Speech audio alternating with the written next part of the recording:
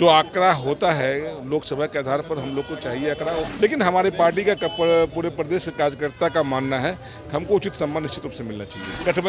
गठबंधन में उचित सम्मान मिलेगा हमारे नेता को। हमारे नेता गठबंधन की बात में प्रमुखता से है। एनडीए 243 पर लड़ेंगे तो हमारे नेता का महत्वपूर्ण भूमिका रहेगा। बहुजन भीम संकल्प समागम, उसकी तैयारी के लिए हम लोग जुटे हैं। वहाँ पर हम लोग उससे 3 गुना बड़ा कार्यक्रम करने का संकल्प लिया साथियों को। नमस्कार, दर्श न्यूज़ देख रहे हैं आप और मैं हूँ आपके साथ दक्षा प्रिया।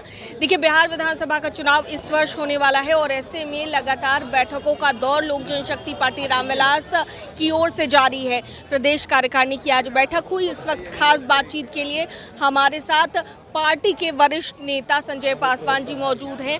सर, बैठक हुई और 243 सीटों पर चुनाव लड़ने की बात पहले ही कह चुके हैं चिराग पासवान जी। क्या कुछ बैठक में फिलहाल थे?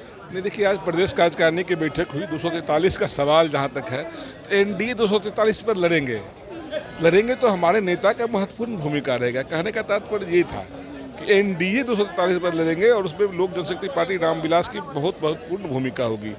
और ये कार्यक्रम, आज इतनी बड़ी बैठक 24 घंटा के अंदर बुलाया गया है। कार्यकारिणी की बैठक आरा के रमना मैदान में जो कार्यक्रम हुआ उसकी बधाई हम लोगों ने साथियों को दिया।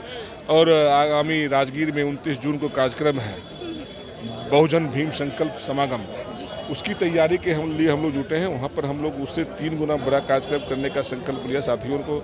माननीय प्रभारी अरुण भारती जी ने निर्देश दिया।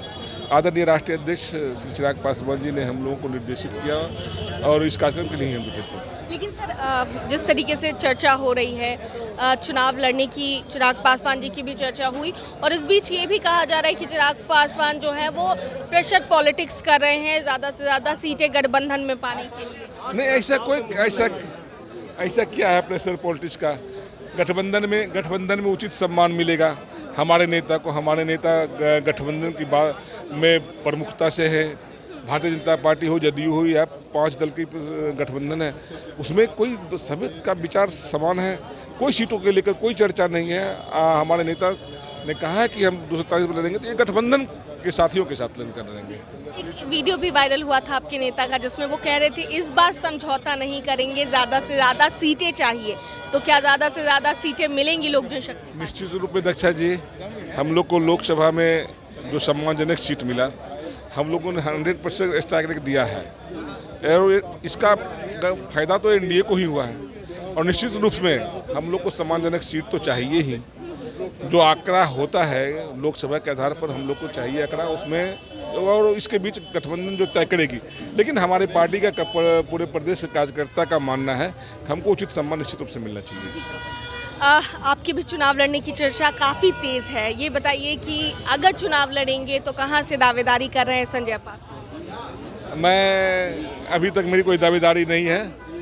हमारे नेता, मेरे आदर्श आदरणीय श्री चिराग पासवान जी अगर चाहेंगे तो हम चुनाव लड़ेंगे और नहीं चाहेंगे तो कोई बात नहीं।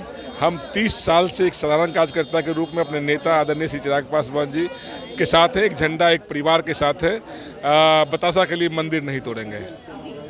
साथ में है तो अगर लड़ते हैं चुनाव, आपके नेता अगर आदेश करते हैं तो कहाँ से चुनाव लड़ेंगे? उन्होंने जो जिम्मेवारियां हमको दी आज तक प्रमुखता से निभाए हैं और जो सीट हमारे लिए उपयुक्त समझेंगे मैं उस सीट से लड़ने के लिए तैयार रहूँगा। लड़ने के लिए तैयार जी दक्षा। और ज़्यादा से ज़्यादा अगर सीटें मिलती हैं लोक जनशक्ति पार्टी रामविलास को, इसके लिए पूरी तरीके से आप लोग तैयार हैं? बिल्कुल, हम पूरी तरह से तैयार हैं। हम लोगों ने एनडीए को जिताने के लिए 243 सीट पर तैयार हैं। प्रमुखता से हमारे साथी बूथ स्तर पर हैं और जो भी सीटें मिलेगी 100% स्ट्राइक रेट रहेगा हमारा।